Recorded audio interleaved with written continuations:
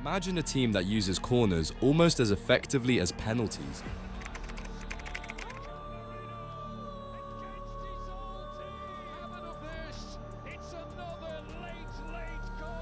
In this video, we'll break down how Arsenal, a team that wins around 6 corners per match and converts nearly 10% of them into goals, became so deadly thanks to the mastermind behind it, Nicolas Jover and his team. Now, I want you to think about this.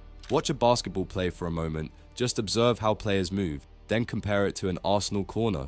In recent seasons, Arsenal has transformed into a goal-scoring machine from set pieces by borrowing tactical ideas from sports like the NBA and NFL, pushing themselves closer to trophies than ever before. But this success has also made them one of the most disliked teams among opponents, with some even arguing that these tactics should be banned from football. The reason lies in how the 6-yard box, once a zone controlled almost entirely by the goalkeeper, has been completely redefined.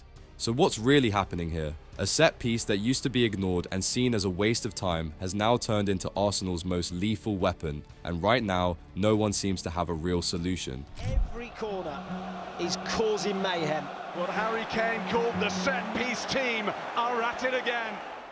If you look closely at the 6-yard box, this is where everything happens. Traditionally, attackers stayed outside this area while defenders protected the goal and marked opponents, giving themselves enough space and time to clear the ball. But Arsenal flips this logic entirely. Their attackers move away from the crowded zone, dragging defenders with them and creating space. At the same time, they position extra players on the edge of the box, who then make aggressive runs into that space exactly as the corner is taken. This forces defenders to react late, and with fewer markers available, late runners create chaos inside the box, controlled chaos that Arsenal has mastered. But it's not just about positioning, there's also physics behind it. Normally, the ball travels horizontally into the box while attackers jump vertically from a standing position, making it difficult to generate both power and accuracy. Arsenal players, however, already know the trajectory of the ball. They time their runs perfectly and attack it with momentum, which allows them to jump higher and finish from much better angles. This small difference changes everything.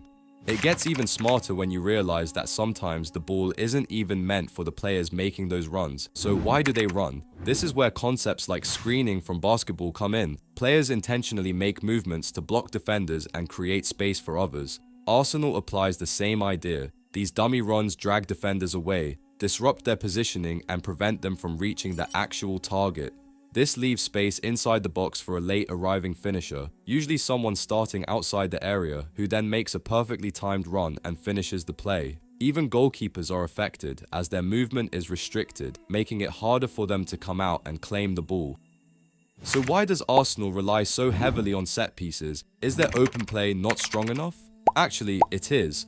Under Mikel Arteta, Arsenal plays a highly structured, possession-based system inspired by Pep Guardiola, where players maintain shape, spread wide, and use triangular rotations to create space. However, in modern football, such structured systems can become predictable. If you maintain the same shape throughout the game, opponents can anticipate your moves and prepare accordingly. Set pieces, on the other hand, allow Arsenal to create controlled, repeatable situations where they can position players exactly how they want, especially against defensive teams that sit deep. At the same time, this structured attacking approach helps them transition quickly into defense, making them one of the hardest teams to break down.